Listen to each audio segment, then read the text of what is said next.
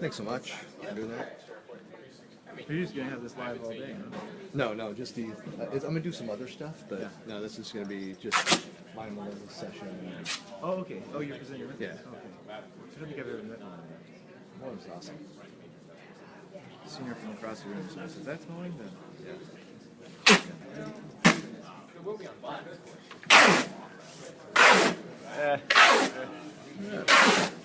It's part of the recording.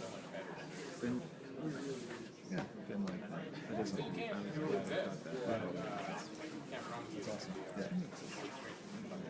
Yeah. What happened to the fuzziness? Come on. Focus. Focus. What's going on? There we go. Right there. All right, we're going to get started in like 1-2 minutes. All right. Okay. I would like to follow up with the use orders and all that. Oh, it's Come and have somebody come in. no, I was thinking about that today too. If there's any way to do like share it back and forth. You want to like Microsoft. So it's a challenge. Look inside and so some of that is like, well, how do you access presence? Yep. That's sort of the same kind of idea of how does your practice work in an organization. Because people might say, like, are you all? It's about that time. So we're going to get started. Yeah. Hey, thanks a lot, Greg. Yeah, Greg. Let's follow Greg. All right, well, I'm really surprised that we had that full room. What happened, Melinda? Well, I don't know, maybe the word governance on the stage? All right, so, so we, for the next, yes, okay. I'm going to go through the list here, but we're not doing the beginning of the intro. All right, well, thanks for coming. I know this is one of the more exciting topics at SharePoint Saturday, talking about governance. And I love this. Like we've been talking about this for a couple years. So before Melinda was actually up here in the area, we started chatting when you were down in San Diego. We'll go through our backgrounds here in a second. But it was all about governance. And this is it's funny because I think that there's definitely more people that are out there that should be in here because they think they've got it, and 9 times out of 10, or worse than that, they don't. So. The topic here, implementing the 4 pillars of the SharePoint governance maturity model. Is anybody familiar with the SharePoint maturity model that came out a few years back? Sherman? One person? So it was actually created by someone out in the community Sadie Van Buren, who I'm not sure if she's with Microsoft now, or she was with Blue Metal Architects, but she might be at Microsoft now. But she developed this maturity model for SharePoint about like adoption within an organization, and where are you? How can we improve? And so when we started talking, this idea came out, and it was Melinda's idea to go and extend on this, but building out specifically the governance maturity. That's kind of what it was based off of. So it's different, but based off of that. Yeah, so different, but definitely using the same approach of having a framework and even a measurement tool, I think that's out there so that you can actually find out where your organization rates on the scales. And that's an important part of governance, is continually looking at and assessing where can we optimize, where are we doing well, where are we now, as changes come in, we're going to rebuild the system, we're moving to the cloud now, how do we adjust what we're doing today to monitor and measure and govern SharePoint? So just very quickly, for those that don't know me, I'm the Chief Marketing Officer. I've been a long-time technology evangelist in the SharePoint space. I'm a 5-time MVP. I started working with SharePoint back in 2005. I fought it for that year, and a year later, I ended up going to work for Microsoft and Microsoft Managed Solutions, so MMS, which was the precursor to BPOS, which was what is now Office 365.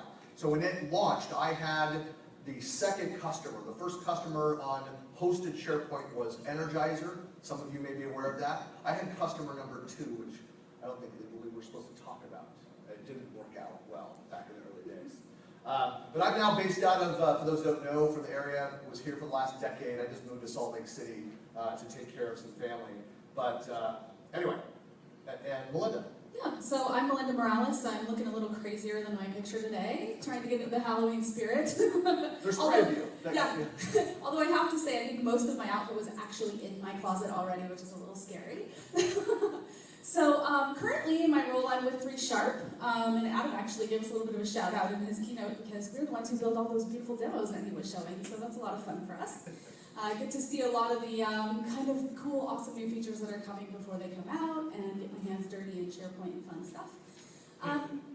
Of course, I like to make technology fun. That's my job. That's actually what I do, and I absolutely love it. So I've spent how many years is that now? 10, 11 years in the SharePoint space. I was with Sony down in San Diego for 10 years, working in their SharePoint space. I started as a power user, like a lot of people have the same similar journey as I do, and ended up running their Center of Excellence there on kind of like a cross-company effort, so it was huge. They had a gigantic environment with a lot of governance need, we'll say. So something happened, some incident at Sony, Melinda? Well, so there was a little bit of kind of like a hacking thing that went on at Sony Pictures while I was there. Might have, you know, had a little bit of things to do with SharePoint and access. It could have been mitigated had they followed some of the, adhered to some of the suggestions. Some of it, but anyway. So, I know she loves when I bring that up. Just for the record, I was actually at Sony Electronics, so I wasn't on the picture side, but we did have a shared environment and shared model for managing SharePoint, so we did, you know, help them out as much as we could when that happened. Well, this is a great way to start too. This is a question that we hear a lot. We've talked about a lot when we worked with customers. We worked together for a year. I actually hired her for a former company, GT Consult, brought her up from Southern California, and we hear this question. And one of the problems with governance is that organizations think that, well, you know, we've been doing SharePoint for a couple of years and we kind of do some things. Like, you know, that's the reality with most organizations. The time to begin is now.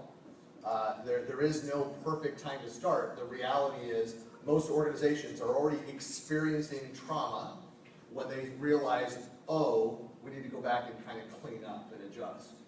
Right, yeah, and I mean, just like my story when I was at Sony, even though that whole thing happened, we actually were on the governance train before that, and it was because of things like that. I mean, it generally starts with a problem, right? Like an oops, an audit, something going on, and then people are like, oh yeah, that governance thing, let's see what we can do there, so. There was this great book, by a social organization by Bradley and McDonald, they're both at Gartner, where they talk about, and I'm focused on the social collaboration side of that, but the reality is that whether you're on SharePoint, standalone, on-prem, if you're on Office 365, if you've got all of these other tools that are out there, we are social beings, collaboration is a social activity, and as such, when you look at what makes collaboration successful, there's these 3 components. So SharePoint successful, you have that community, the social interactions, how we work, how we communicate, but then also having purpose. And look, we could talk all about that third one for an entire hour. Like your job with SharePoint, no matter where you are, it's when you go and deploy SharePoint and work on it, your goal is not, okay, SharePoint is up and running, it's there live, we're done. No, you're putting SharePoint in place for a purpose, for a reason. We have it in our business so that we can do something better, faster, innovate more quickly. But it's having that defined purpose. If you don't have a defined purpose and know how it aligns with what your business is trying to achieve, how do you know whether you're being successful with that or not? How do you know if it's being compliant, being measured, monitored, and measured the right way if you don't understand what that purpose is? And that's how you end up with the Wild Wild West environments that everybody has. And so that's really what governance is about. We've defined it, here's how we interact, here's the features that we're using. We're now using groups, we're using the team sites, we're maybe using Yammer, maybe using all these third-party solutions that are out there independent of the Microsoft stack. But here's how we interact or work together, and then here are the communities. When I say being community internally, it could be project sites, department sites, no matter what that is, you have your defined community around that. And then governance is how you are then looking at, okay, for these communities, here are our constraints, here are compliance, here are our auditing rules, here's the reporting that we need to provide. but here's also the things that people need to do to be effective to get their work done. How do we now deliver the best experience, but do it in this managed way? So, and I love this diagram, and if you follow any of my writing, we've used this a lot, but it's just kind of a simplified way to go in and look at the kind of the continuum that sets up the governance discussion. And this is something that Dan Holm and I used in a keynote for a few years back for the European SharePoint Conference, which is actually coming up in 2 weeks, the next version. But we talked about it, saying that, look, what's important here, number one, is the business need. What the technology does, the service provides, is irrelevant to what the business needs. It's a separate thing. If you go in and start building your requirements based on your understanding of what the technology does, you're going to miss what your business actually needs. And so this is a key distinction. So going and defining, like, look, this is what we need. Here are the 10 things which we must have in this system. You do that, identify your requirements, then you go and map it, whether it's SharePoint on-prem, 365, all of these other solutions, you go and map those 10 requirements to here's what the technology can actually do. The third step then is to make decisions based on what's there. If you, for example, my generic story here, the 10 things that you need to do, 7 of them can be done out of the box by the platform. With the remaining 3, can you configure and do that? Do you need to build a custom solution? Can you go buy a third-party solution? Or if none of those things are an option, you don't have the budget, you don't have the resources, you don't have the time for that, do you need to keep those 3 other requirements? And the answer may be, we can build one of them, we can buy a second one, the last one we just simply cannot do, and therefore we cannot move forward with this new platform because that is critical. Or the business says, we'll mitigate that, we understand we may have manual processes around that, and the governance body will monitor and report and provide additional data around that requirement. But the point here is that you're going into this decision with this clarified and understanding what the gaps are. And that's the primary responsibility of that governance activity, to monitor and manage those things. And I mean, in the real world, those 10 things change. Your business requirements change, the technology changes. Of those 3 things, maybe 2 of them now are done out of the box. So you need to constantly kind of reassess on that process. All right, so then we start talking about governance, and as Christian mentioned on the slide before, I mean, this all kind of blends together, and it's the same kind of frame of mind that you need to go into and handle governance with, just like whenever you're implementing anything. So one thing that's very important whenever you start out and try to understand what governance is that it's a team sport. I think a lot of people get into... It's a blood sport sometimes. Well, that too. But a lot of people go into it thinking that, it's going to be owned by one particular team, and you're going to check the box and put together a document, and then check back with it maybe annually to make sure that it's still relevant. Absolutely not. That is, I can tell you, 100% not the way to go from experience. But so if you take a look at this kind of chart that I've put together, it just shows you how many different pieces there are to a really good, solid governance approach. So I'm not going to say governance plan, because it's way more than just a plan. But you can see, I mean, communications can have a play, HR definitely, IT of course has a play, also legal. I mean, there's a lot of other things too, other groups within your own organizations who might fit into this. But if you take a look at what's actually inside the circles, it's the different kind of like tasks and activities that are associated with governance.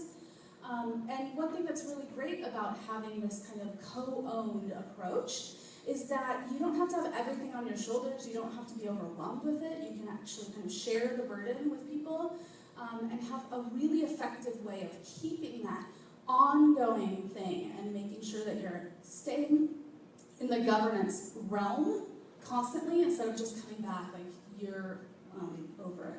And one of the things about this too is that look, you have all of these different teams and responsibilities. It doesn't mean that, hey, every time we have a governance discussion or we have our governance body get together to review the management of all of our SharePoint systems, that we need to have these 30 people all sitting in the room. That's not what we're saying.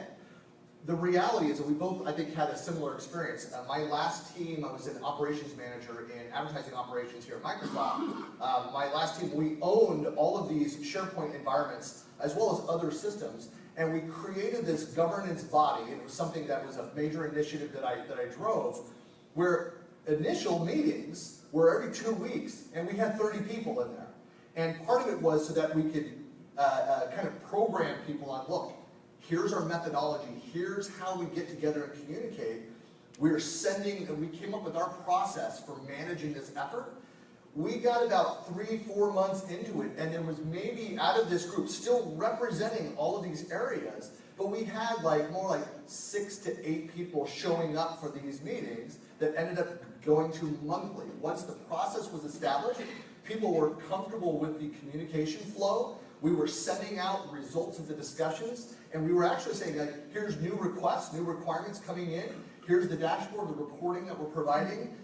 Do we have new requests? And based on the requests that we were going to review and prioritize, people may decide, I don't need to sit, I'm happy with the board making the decisions based on these and the guidance provided. Others, we'd have a bunch of hot ticket items. We're having a problem here, we need to secure this data, this other team that wants access to it, we don't want to share that, we need to discuss that. Suddenly the room would be filled, standing room only, for that discussion on that topic. And so there's different ways you can do that. So I mean, you had the same experience down at Sony. Yeah, absolutely, we did.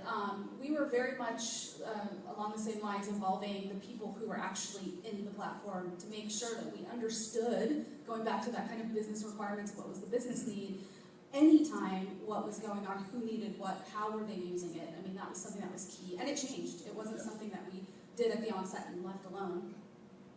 Well, that's nice. Did you get an update or something going through? Yeah.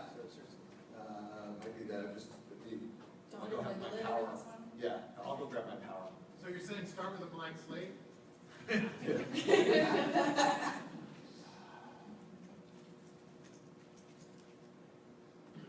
It's nice, of course, we're streaming it live, so that's always awesome.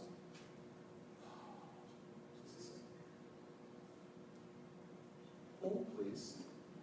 Yeah, so we started to talk about the pillars, if you want to go through that. It did a quick reboot. That's really nice. It's coming, yeah. So what we're going to get into and take a look at is kind of the 4 pillars. So looking at, from a framework perspective, how can you take this huge governance thing, this ball of craziness that's out there, and make it something that's manageable, and do it in the way to where you don't end up farther down the line and then have to kind of reboot and start over. So we look at some foundational areas, things like the foundation is coming.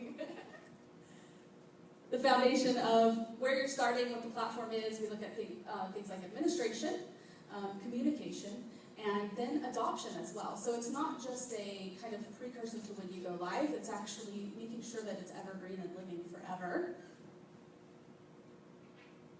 I'm sure what's happening with that. I'm going to just Want me to hold it up?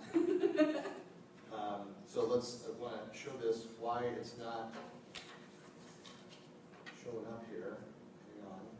Let me project this. Your PC can't project to another screen. Try reinstalling the driver. All right. Let's work on that. Yeah, why don't you jump in? I don't know if the AV guys anywhere out there. Oh, you want me to go look? We have a whiteboard. That would be great. Yeah, I don't know. So from a foundation perspective, that's really the first area that we're going to look at. And what that means is laying the foundation for what you want to do in your platform and how you're going to approach governance.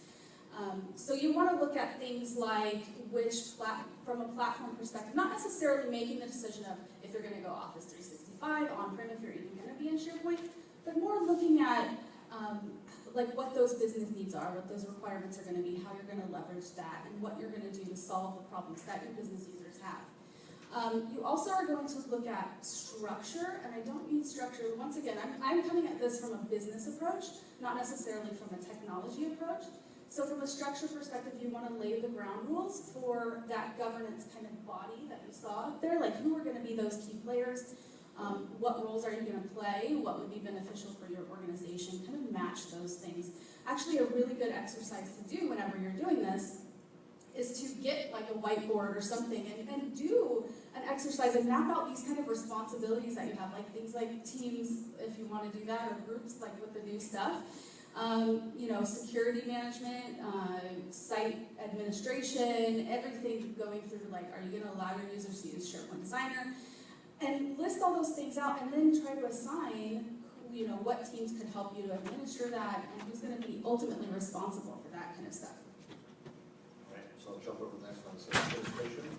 Yep, so then we start getting into administration, which is, and I really wish we had our beautiful slides to show you. But so what we're going to look at from an administration perspective is things like teamwork. So making sure that you're building that communication and kind of trust between groups. So for me personally, when I was going through this kind of exercise at Sony, it was a battleground. It was like head-to-head between the business side and IT. And it was like, we own the platform, but we need it to do this, and no, you can't do that. And so there's a lot of kind of, I think, headbutting that goes on. I think most people I talk to have seen something like that, where either people are fighting for ownership of the platform, or people are playing hot potato and trying to not own the platform, one or the other. So it's really important to kind of, during the beginning of your approach for governance, set the stage on who's going to own it. Almost. Keep talking. That's okay. You're doing great.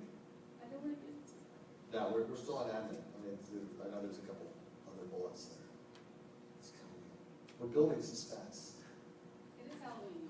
Yeah. Linda, I have a question. Yeah, go ahead. So as you're talking about this, if you didn't have the Wild West, which I think was, by the way, perfect example for your description, do you take the same approach if you're trying to clean up the Wild West and apply governance after the fact? Yeah. All governance is after the fact. I mean, that's the thing. I mean, honestly, I don't think that many people get started ahead of the game. But so the question was really, can this be applied after the fact? And yes, it can. And truly, whenever I was doing this at Sony, we did start after the fact. So we were already in a mature platform that was really scary. I mean, it was like the snowball type of thing. It was like, I don't even know, But that thousands goes of back to the collections. initial point, though. I mean, the reality is that if you're, a greenfield environment that's brand new, you're never going to convince your management team to allow you to go in and take the time to set those things up in advance. It just doesn't happen. You are a unicorn if that happens. The reality is that it's after a breach. It's after some executive sees something around that. I mean, part of that Wild West, I mean, it's just a reality of SharePoint's history. It started underneath the desks of somebody out in a team outside of the purview of IT, because they weren't getting things that they needed fast enough from IT, and they heard about the SharePoint thing, we've already paid for it, or they're using the old WSS version, they went and installed it and started doing things. Then suddenly it bled into a meeting where an executive sees that and says, more of that, we want that. And then suddenly now, IT, you must support this.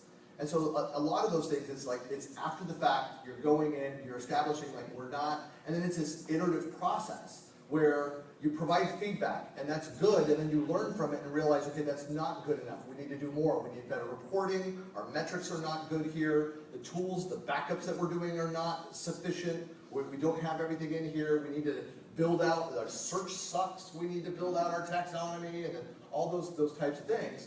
It's this iterative process as you learn. And that's why if you have that feedback loop, like whether you're doing a formal governance body, which I recommend, it's kind of like a user group where you're kind of supporting each other and learning from each other.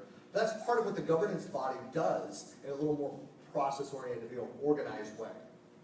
Absolutely. I just put it back on this slide just real quick so you can get an overview and kind of see what we're talking about. We're talking about the 4 pillars and the approach that goes on and the things that go into the buckets. So I just wanted to put this up to kind of give and again, you may be down here, you're working on, we're improving the flow, the communication, those things, and realize we need to go back, we don't have strong enough management buy-in, which is a major issue. But that you are, it's this continuum where you're going around and working on all 4 of these pillars. Christian, sorry. Yes? Don't have management buy-in on the concept of governance? Or Yes. don't, okay. Or for what the governance body has decided to go and do. So I mean, a lot of times you'll have some of those things that the management team may say, look, here's what we have to have. We are being sued, we need to do these things. Our auditors say we must do these things. So a lot of times they'll say, here are these constraints. But when you are meeting those constraints, when you are delivering at that, and then need to get buy-in for expanding that and convincing them, besides those control measures, we can get value here. We can do innovation quicker by improving communication. The qualitative metrics will improve. We'll deliver products faster. We'll have better employee and customer satisfaction. Kind of those things, if we're able to do these things better, those you may need to go back and say, hey, look, here's why. This is why I'm asking to go and purchase this third-party tool, to go and get additional licensing for Nintex. Can't we go and buy, or can't we build with what we have out of the box, workflows? Why do we need to go buy a third-party tool? And so you can have some of those conversations where you need to go back and get the buy-in. Yeah. Struggle to understand if we can have a good case for what you're just saying, and there's really business value in the strategy, whether or it's buying third-party tools. Why would any management, oppose that, or why would they be such a struggle to get a buy-in? Is it a case study that maybe you can? No, I mean, look, I've got the perfect answer for that. It is 2 words. It depends. What is the priority of that management team? They may not see that value. And so they say, like, we've already spent it, that budget was spent, they can be very fiscal minded, and they can't see beyond that to go and have that conversation. That's why it's always good to have a combination of, look, here are the metrics that we agreed that were important to that's why having that definition is so important up front. This is what we're trying to do. We wanted to, maybe your goal is, of having SharePoint is, we want to reduce our release cycle from 3 months to 6 weeks. Let's just generically use that. And by having better communication and collaboration and using these things, to go and see that, the number of people, the level of collaboration, the improved search results, what people are searching for, anecdotal feedback from people, as well as the data, may go convince that person, look, we're getting that higher value, we can achieve more if we further automate using these tools. And you may then have to go and put a request. They may push back because we simply don't have the budget, or we don't have the resources. In my case, that was definitely one of the challenges we faced, was just getting money and having management invest further in SharePoint, because they had to put out a lot of money just to get it rolled out. And then it became this crazy snowball of content, and people were not necessarily happy with it, and they didn't want to invest more in it. They're like, the lights are on, it's working from an IT perspective, there's nothing wrong with it. Why are we going to put resources and time into it? So that was really building that story and making sure at the beginning of our, 8th iteration of trying governance, that we had that buy-in ahead of time. One thing about buy-in too that's really important is that governance, of course, requires a little bit of enforcement. And there's going to be a time whenever you're going to have consequences for users and their behaviors.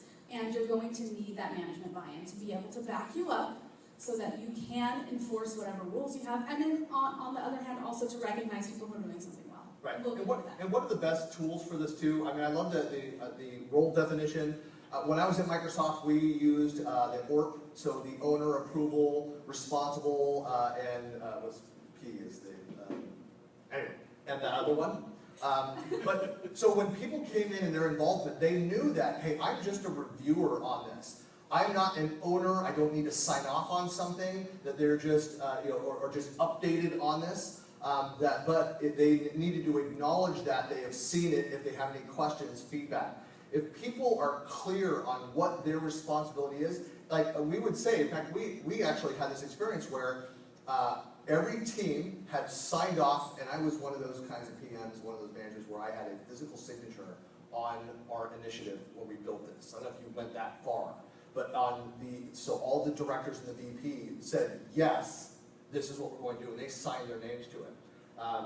And then as part of that, we said, if you are representing your team, you are coming to this meeting with the authority to make a decision on this. So we had a couple meetings where they said, well, I can't really say. It's like, I'm going to need to go to my manager. It's like, okay, we're done. Well, we should discuss it. There's nothing to discuss. You do not have the authority to make a decision. That's what we're here for. the meeting's over. And that was a cultural thing that we did. And we said, look, we have the authority to do this. We've laid out the process. Your directors and VPs have agreed to it. This is how we do it so we can be efficient. We don't waste people's time. But we also have the ability, when everyone's in agreement, to go and do it. So somebody comes back later and says, hey, I never agreed. It's like, your manager did. It was discussed. Here's the documentation. They knew the risk, we talked about it, and we made that decision and we moved forward. So it's having that role definition, and then also the roadmap and those priorities. Having it mapped out, and it really comes down to giving people transparency into what's happening.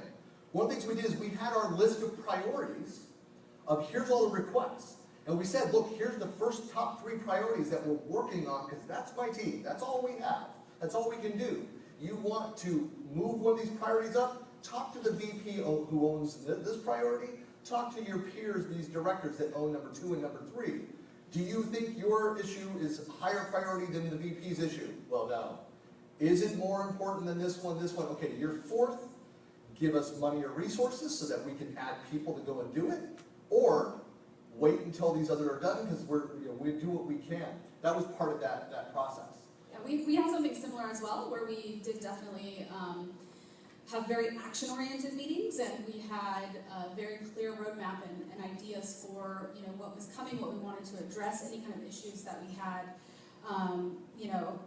We had a lot of reporting and analysis that we could do on user behavior, so we could see kind of trends that were coming up, and we would bring that to our stakeholders who were in our governance board regularly. It wasn't even monthly; it was like all the time. I should say part of my background. So I was a technical project manager for a number of years. I worked for a little company called Pacific Bell. I very proudly I did massive data center moves and integrations and swapped out hardware and did these high-end projects. I was very proud of the fact that I was, in general, always on time, within budget, had a great track record there. I could be really hard driving on those kinds of things. Like I'm just such a jerk boss, right? No comment. Yeah. So, but you need to have a firm hand in some of those things. Like, it's okay to iterate on the methodology. It's okay to iterate on the roles and responsibilities. But at some point, there has to be a line. We've got to move these things forward, and you need to have people that are able to make those decisions. One other thing I was going to say, though, about controls and monitoring is be very careful not to manage all of this strictly through those dashboards and spreadsheets. It's a mistake. The data and the analytics that you have should inform your decision, but you need to mix that with the anecdotal, the one-on-one, the interviews, the feedback, sort of the loops, and regular, the manage by walk around. Get out and talk to actual end users about the impact of the decisions that are being made, and then be ready to adjust. Yeah, and from an administrative controls and monitoring perspective as well, I think you have to kind of find the balance between things you're going to control, in other words, things you're going to maybe prevent users from doing, or things you're going to allow users to do, and then what you're going to kind of leave open and just monitor and see how they're using it. I think from a user perspective, a lot of times we hear that it's just either way too open, I don't know what to do or how to find things, or it's way too locked down, I can't do anything, why am I going to use it? So you've got to kind of find that sweet spot from a governance perspective, and figure out how you're going to stay on top of that. And that really bleeds into, we've been talking about a lot of these points, but you might have a defined methodology. I don't think you have to have one. Like I had, when I would go and build project management organizations as a consultant for different companies, when I would go and do that, like I built my first PMO I built when I was in a shared services organization at Pacific Bell, and I did that as a consultant for a number of years for different companies, and I would go in and say, like, look, this is great, you guys are PMI certified, you know the PMBOK inside and out, that methodology, and I would say, like, you need to forget 2/3 of it. It's like being having a black belt. It's like, I know 30 different ways to kill a man. I only need to remember one of them, at the time of that. Like, you're not going to go and practice all 30 of those and your katas as you're attacking, as you're defending yourself. No, so you need to balance that out and adjust your methodology, humanize that, and again, just have that transparency. Yeah, and one thing too about communication is that, I mean, you're governing a platform that is made for communication and collaboration and everything like that. So leverage all the channels you have to reach your users and to also give them a voice. It's important to have two-way communication whenever you're establishing governance, because you want to get that feedback from your users on what's working and what maybe isn't. Since SharePoint generally touches all parts of our organizations, it's hard to kind of keep your finger on the pulse of what's going on. So communication is huge, and having a lot of different ways to communicate, for instance, discussion boards, email, chat, whatever different ways you have, even live meetings, user groups, things like that is very important. How many of you are active members or occasionally attend the Puget Sound SharePoint user group? Okay, so like half of the people in the room. How many of you have an internal SharePoint user group of some kind? Maybe even informal. Okay, that's great.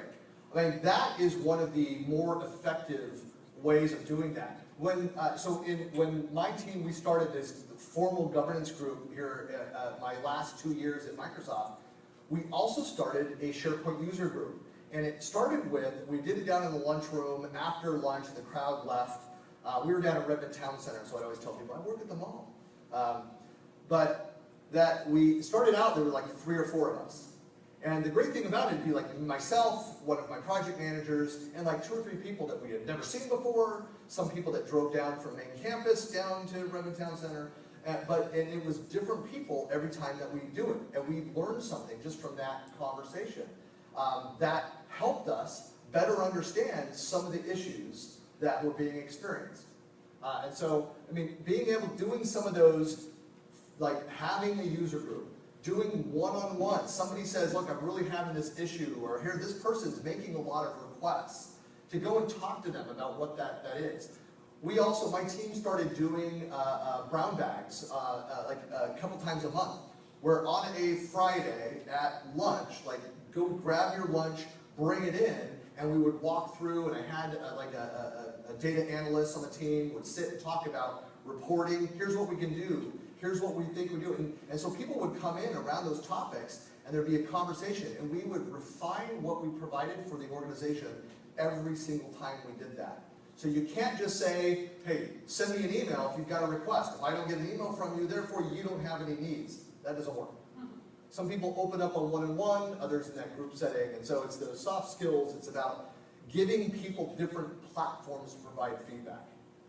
Yeah, and also on that, so from a soft skills perspective, I mean, that's one of the benefits too of kind of sharing the burden of SharePoint governance, is because if you completely own the governance of the platform in the IT perspective, you might be a little light on some of those like more people management soft skills.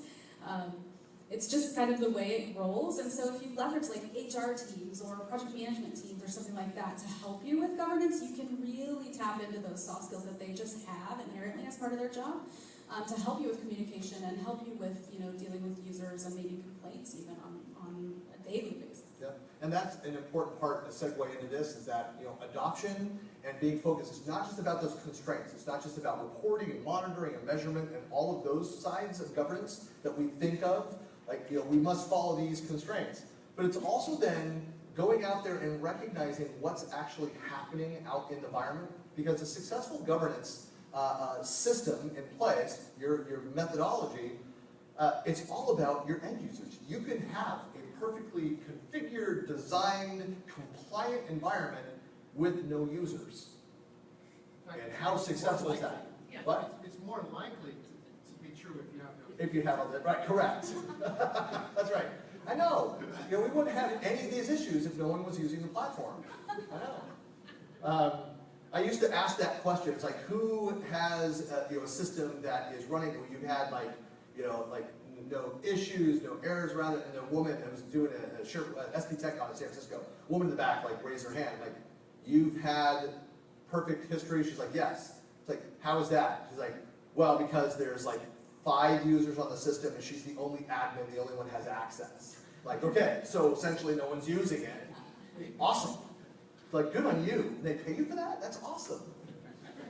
But going and recognize people, and this goes, it's an important part of governance too. It's like, say, like, what are you doing? Why are you so excited? Why is this team so much more active? They're average active users per month, the number of uploads, the conversations that are happening, the tagging, like all of these healthy interactions that are happening in the environment, why are they so good at it? And different reasons. It could be that they have an awesome manager who's just a cheerleader for it and driving them on it. It could be part of their commitments. They've said, like, you must go and do this year. And so the culture of that team has been very successful. And so a lot of what we do as a governance body is having conversations about those things as how do we take that and spread that out. And it could mean we adjust some of the technical things. It could be that we adjust the user experience overall. It could be that that team has, I would say, lowered the bar on some of the security compliance, that side of it, because that's not what I mean. But they've realized that they maybe have a higher level of trust of their users because of training that they've put through, or the way that they manage that. But, I mean, that's important. I mean, what kind of programs do you guys have in place at Sony? So we actually had a lot of fun in this space. So for us, it was a long, hard journey to actually get our governance plan launched and have a process around it that would actually be sustainable. And so once we got there, we were so super excited that we could continue it, that we didn't, fall into the, okay, it's done, let me walk away from it thing. And we really put a lot into adoption. So wasn't it like a year and a half leading up to that, or a year? Yeah, right. I mean, since you established that plan, but that's, I mean, just trying to set expectations of what it took for them to get to that place to get everybody on board. And I mean, all in starts and stops throughout, but it was important just to not give up and to kind of have people who were really committed to drive it forward. And once we got there, I mean, making sure from an adoption perspective, it's not necessarily about even adoption on the platform. For us, it was also about getting them on board with the new governance rules, because they were in the Wild Wild West for a very long time, and so they were starting to have to follow rules, which was hard to get people on board with. But so we actually initiated a rewards and recognition program that was SharePoint Superheroes, and we allowed people to kind of earn points and rank up, and just made something really fun and interactive for them to have. And that was also rewarding. And from a rewards perspective, I think it's super important for people to understand that from a governance standpoint, it's very easiest for us to point the finger at the people who are doing the things wrong or the people who are breaking the rules, but it's even more important to point out the people who are doing things right in the platform, to use them as an example, to give them a voice, to let them share their stories on what they're accomplishing. And if you really focus on adoption, you'll be able to do that and recognize them. It's very important. And actually, if you have followed the framework, then by the time you get here, you should already have some good communication established. You should be in a really good position to be able to just nurture your users in the platform. Yeah, and I'd say, going back and looking at that slide with the 4 pillars, I mean, again, you want to get all those operational, get the buy-in, the administration, all of those things up and running. Over the life of your environment, this is where you want to focus the majority of your time. Again, because you can be on an old version of SharePoint, but it be compliant and managed and all those kinds of things, and have very happy end users, and managing that and make sure that they're productive. I always focus in on the word engagement, because unlike adoption, does anybody measure engagement within their organizations right now? No hands? What would you measure? Well, that's the question. What are you measuring? How do you define engagement for your organization? The AMA metrics, number of posts, interactions, etc. Okay. So So they're using, on the Yammer side of things, and in 365, measuring those analytics, how number of posts, how the level of interaction, kind of all those activities. Right, I mean, that's an important thing. We could have a long discussion around how social adds value to overall collaboration and communication. That's kind of my sweet spot that I talk about. But that's exactly right. Adoption, so this was when I took over management of this system. Adoption was, we have X number of people logging in each month. About an 1,800 person organization. We had this percentage that were logging in at least once a month, and then they moved past that. I'm like, whoa, wait a second. One, that number, like 28%, was incredibly low, and 2, that might have been 1 time per unique individual in a month. That's not engaged. And we're talking about making this the primary location, not an intranet per se, because it was more of a functional working size process on there. It's our single version of the truth of the documentation and active projects, and people were not using it that way. And so the level of engagement, you have to be creative of how you're measuring that and the types of activities, the features that you have enabled. It's why this is actually a huge portion of what Adam talked about when he was going in and showing all those personal metrics. It's all about that level of engagement from an individual standpoint. Now, Office 365 is not yet providing that team level. I mean, that's a different space.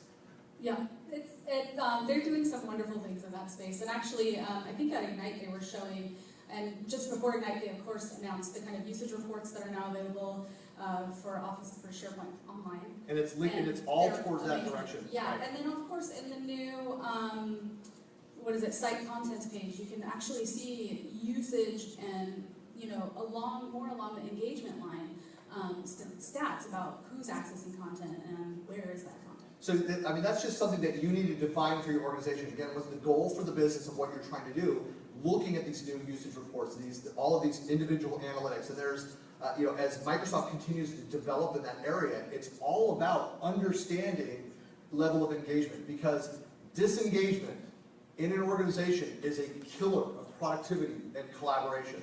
And it negatively impacts the environment, but also the quality and the innovation that your organization develops is impacted by not having people actively disengaged. And there's a lot of data that's out there, studies that have been done from Gartner and other analyst groups around that have all these stats that they throw out there and the logic behind it, but are showing that the majority of information workers, it's above 50%, are disengaged or actively disengaged. What does that mean? You've got to go read their definitions. Yes, engaged individual in the back. I'm engaging with you on this topic. At the university, that's also the word that's used when students, we're talking about, students are often using a learning management system online, and so the level of engagement. It also kind of speaks, the implication is some underlying sort of neurological behavior. Are you excited? Are you sparked? You know what I mean? Like if you could be engaged, you could look at a SharePoint site and you could have fight, fright, flight type of thing, or fight, flight, kind of thing. That would kind of be an internal reaction. But trying to get people to, and it's true, even in user groups, like if you can some user group, or in this meeting, or in a community of practice within your organization, it's very often easy for people to adopt a more passive stance. I'll come and consume your wisdom. Yeah, it's harder to interact and to reveal. For those that couldn't hear on the two people that are watching the stream, it's this anonymous gentleman in the back who, Greg Frick, former president of the user group, but runs and administers SharePoint for the University of Washington. But that's exactly right. It's you need to understand. Are people actually on there? What are they doing in there? Are they going to SharePoint and uploading a file and getting back out? Or are they staying there? What are they doing? And why this? And why is this site so successful and the numbers go through the roof where people stay and joining conversations and are interacting and liking and rating and all of those kinds of things and sharing content out? And this other, what appears to be fairly similar site, has no activity. Why is that? And having those discussions and understanding what that is. And the measurements for that may be very different for different organizations. Yeah, and I think also, from a measurements perspective, you can look at numbers all you want, but without knowing the real story, you might not get to a way to solve that problem. And being able to have those really great lines of communication with your users, and even using them as examples, find somebody who's doing something really well, like I said, from a recognition perspective, but actually give them more of a public forum within your organization to be able to share that story. That's the best way I've seen to get your other users motivated, people who maybe are not engaged, to really get them to take interest and see that there are real benefits that can be put into place pretty quickly, and maybe even just the user built something themselves, and so they're very proud of it, and then they can encourage other people to explore as well. Exactly. And it just, again, it depends on the culture. There's different approaches for that. There's the gamification techniques around that. You talked about the recognition, but it's also having leaderboards. A lot of the Delve analytics, things that are more and more out of the box, and there's third-party solutions that do this, that extend that experience, that allow you to say, what is this new content that's out there? There's a reason why Facebook and Twitter and kind of all of the, LinkedIn and even your Bing and Google search results have these discovery activities as part of your interface, is because the more that you do that and that it's personalized and intelligent so that I'm seeing results that are relevant to the teams I'm a member of, the conversations that we're having, the documents that I'm adding, you then have these activities that drive discovery of new things and get people more involved. There's different strategies for getting people engaged. It should be a primary factor that you look at in your overall governance of SharePoint to understand how are people engaged and what more can we be doing. There's a flip side to that too. I can tell there was no governance policies in place when the site was built, before I came, because we have about 200, 250 users, and we can track engagement through the number of complaints we get through our ticket system. And so you worry when the number of complaints go down, well, people are not using the system. Like, but when they're using it, there's a lot of complaints, we're doing awesome. I think that's my favorite thing ever. Yeah, I mean, but again, I mean, that's a great example, actually, and I joke, but you look at a data point like that, and it helps inform you. It doesn't define what the level of engagement is, and it may be one person who's making all those complaints of those 250, but that metric is important in your overall view of what how you weigh and build your engagement metrics. So adoption, like looking at number of logins in a month, number of uploads averaged by user, amount of I don't know if you're how long if you're tracking those kinds of metrics, how long are people logged in, how long are they staying there? That's an important metric. Much more important than how many visitors to your external website is how long are they staying there. If they're bouncing out 30 seconds versus you have fewer people going to your website but they're staying for 5 minutes, that's valuable information. And you do have the ability to do some of those kinds of metrics around SharePoint through more and more through 365, but through third-party solutions that track traditional external-facing websites as well. I think also, I mean, it's getting to the point now where whenever an organization invests in a platform of this size, that they're going to require their employees to be interacting on the tool.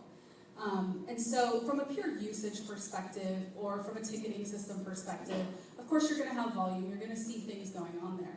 But one thing you want to make sure is that your users are having a good experience so that whenever they have this next business need that comes up, they're going to think, I want to do that with SharePoint. Let me see what I can do in SharePoint before I go and spend money with someone else, before I open a big project. Let me see if there's a way I can solve that problem. And so from an engagement perspective, definitely want to try to turn those negatives into a positive and do some more kind of reaching out and really almost hand-holding to get them to be happy again. Right, but and I think and part of that point there is your change management model. We talk a lot about this, is that if you are, and this goes back to 10, 15 years ago, why SharePoint grew as fast as it was in a lot of organizations. This was my experience, is because IT could not move fast enough and give me what I needed. Like when you see requests coming in for functionality that this person needs to get their job done, and 6 to 8 months later you're delivering a solution, is it any wonder why they go pay on their own for some third-party tool, consumer-based, unsecure, web-based solution that's non-compliant with all of the other things that you need for your organization. So being flexible, being open, having transparency, giving visibility into this, because that was actually, it was a hard thing to have with the team. We got all of these different requests coming in, and we're like, I said, my team, I have 7 people. 7 people, 4 of which are engineers, 3 that are PMs. Like, there's only so much we can go and do on those priorities, so we had to prioritize. And so we have this discussion, well, I need it, but I need it now. It's like, here's what we can do. Here's what we're working on. Let's have a discussion. If it's urgent, let's go talk to the VP about whether we temporarily shift her priority down and throw people at this thing. Let's have that discussion. That's part of that governance discussion. Yeah, and just for the record, at Sony, with our thousands of site collections that we had to get a handle on, we had 2.5 people. 2.5. It's awesome. Yeah. I love that. Important. A good friend, Virgil Carroll, some of you know who Virgil is with HighMonkey. He was presenting something in London. It was this packed room, about half of this. No, he had like a couple hundred people in the room here, and he said, anybody out there who's running SAP, big companies, and a couple people were there, it's like, how many people do you have? It's like, we're about 40,000 employees. And how many people do you have dedicated to running SAP? He says, there's like 12 to 14 people that own SAP. It's like, all right, you have SharePoint, yes. Is it company-wide? Yes. How many people do you have managing SharePoint? He says, well, there's me, I've got a part-time guy that helps out sometimes. So that's something that has, I know, evolved and changed for a lot of organizations, where it's now this, this business-critical, enterprise-wide platform. And so we've come a long way from that. But how you do, the expectation is still there, certainly with Office 365, that you can do more with less, with fewer people. And so if you own SharePoint and own this activity, that you need to get organized so you can do more with less. Because the reality is we're never going to get those 12 people that SAP has. The answer is actually, maybe we can do more with less if you support us. Right. So some of the FAQs common questions here, we've got just a couple more minutes. If you've got other questions, I mean, feel free, but we tried to, yeah, let's start there. Sorry, maybe you guys have looked into this. It may not be the right question, but how have you been managing the number of changes coming through Office 365? I think we actually have that in this list. Because now it's almost like tools are out there, but they're not really mapping to what the business goals and needs are. How are you managing that whole space? So just to the first part of your comment there, so not a good question. Let's move on now. No, I mean, that is a really common question. And if you want to spearhead that. Well, I mean, of course, there's a lot of resources out there to kind of help you see what's coming. I would say the most important thing is to be proactive in the administration and in the governance side, because then you can really have a stable kind of user base that you can use. For instance, if you have a group of power users, to kind of get their hands on things in first release before you roll them out to your entire organization. And then also, I mean, if you've put in the legwork and you have this established, you can spend more time planning for what's coming in the future, using, like, for instance, Microsoft's roadmaps that they have out there, instead of just, really being in the weeds and trying to make sure that things are safe and being used properly in your environment. I mean, we could have a longer discussion around that. I mean, there's other things like, I don't know how many people, is anybody still actively going out and looking at the roadmap site? So that, I mean, it's still out there, and we kind of forget about it, but that was something that was a direct result of feedback from the community, that we are blind to what's happening, and there's too much happening too quickly. Is it the best way to communicate that information? It can be really difficult to decipher, like what's changed, what is now, like it's coming up, and suddenly now it's down in the, it's on hold, like what happened? And there's no detail behind some of that, but it's more information than we used to have. And to have that, the other thing that I do is, it's daily, you have to be watching the Office blogs and watching that communication. And of course, there's the new technical community. They got moved out of Yammer over to its own, public sites so that it can be more broadly used. There's pros and cons to it. However, going in and setting up and getting notifications around there, that's something that I do. So I get prompted for the communities that I'm a member of new things that come through that. And then, of course, there's participation in the user group and hearing the real-world feedback of what other teams are doing. So there's no, like, one easy thing. Like, I get an RSS feed and it just tells me.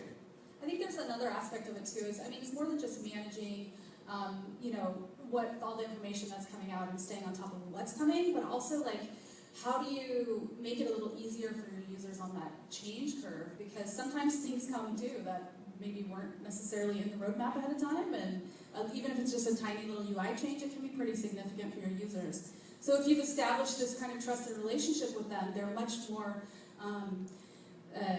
likely to come to you and say what's going on, instead of just, I can't deal with this, I hate this platform type of a deal, which is kind of something I've seen before. But if you have that really established relationship with them, they will be more willing to accept the rapid pace of change than if it's just kind of like this black hole and I don't know what to do. One of my standard phrases that I use is, the more you involve people in the process, the more willing they are to accept the results of the process. People may not agree with the priorities, but if they know they're being heard and they've got the visibility, they may understand, and they're more accepting and go out and support you in those things. So the last couple minutes here, some of the questions, we kind of answered this, like, do we need to be, we define it up front, we've got our governance plan, we're now governed, hashtag governed. No, it doesn't work like that, it's an ongoing activity. Can we just buy a tool that does governance? The answer is... AI is coming. Yeah, that's true, that's right. No, but you can pay consulting companies a lot of money to come and do that for you. And not do it well. So, I mean, obviously, tools can help automate that and do a lot more than what's available out of the box. Yes, anonymous sir. Yes, there was quite a few hands that went up when you asked if people had their own internal user groups. Yep. And so I'm just making a pitch, if you do have an internal user group and you want to share information like email addresses so we can talk about how it goes with the internal, because that's what I do that at UW. So I have a community of practice at the UW. So I'm basically hijacking their session to make that. Exactly. We're making connections. And that's a great point. You're building a center of excellence like Sony did, building that formal governance body, creating a user group. There's a lot of things that you can do to get that dialogue going.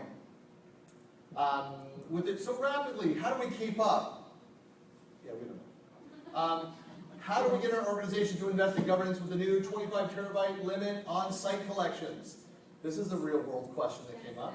This was actually submitted to me by one of my ex-colleagues, and the question is super relevant, especially to governance. I mean, whenever I was at Sony, one of our biggest hammers for getting buy-in and being able to move forward with governance was cost, and kind of reducing the cost that they're paying for storage. But now that's kind of going away, and so how do you push that? How do you still push management to pay attention whenever there's no real hard ROI? The ROIs are more soft. Well, and that's why having the maturity model and understanding all of the other factors are so critical for that discussion.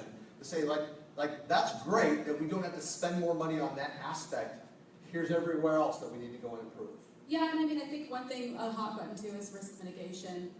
Most people won't understand that, especially from a management perspective, especially in this day and age where hacking and all this stuff is really prime news. Another question that we have here is like, do we still need to manage metadata? Do we need to build out taxonomy and have content types and all those things? Doesn't Delve just do that automatically?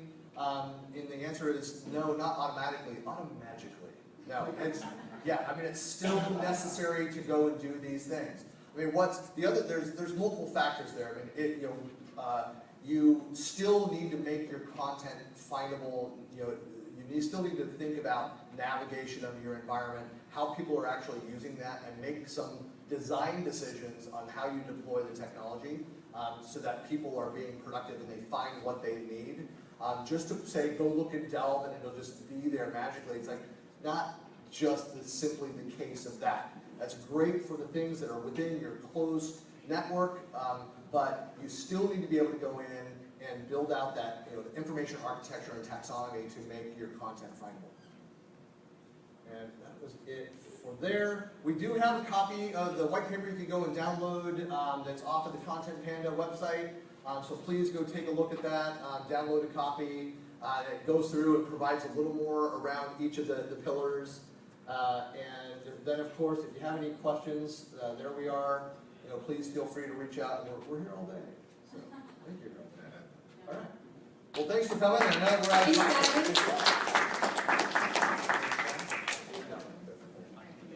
Go back one slide, will you, please? We'll go back one to the that one.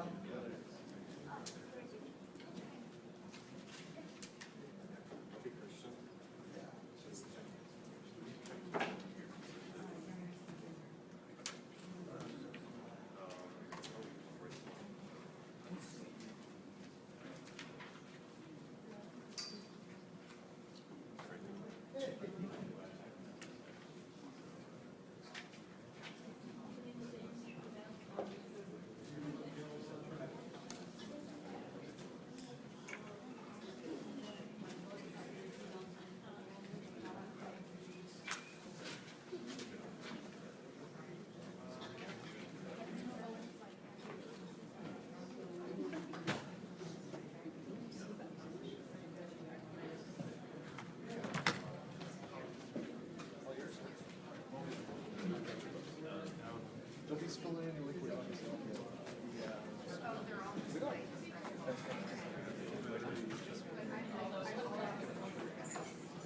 Oh yeah, no, it's slideshare.net. Search on my name. It's out there. So it's fairly recent. This was, we actually did this presentation for Class 365 online event. And so it's up there. It's in my last like 3 or 4 upgrades. Okay. Yeah. Thanks. Hey, by the way, we're going to use that. Thanks. Testing. Hey, there we go. Bro, do you even SharePoint? Yeah. I better turn off the streaming here. So. Hey, are you Jack? All right. Yeah, it's been a while. Hey, Laura. So I'm going to shut this down for now. Am I even on screen? YVR, that's right. Yes. I was doing the like the squish, squish, squish, squish, squish. I've got you. I've got you. I've got you. Good. I squish your head. I squish. All right, we're done.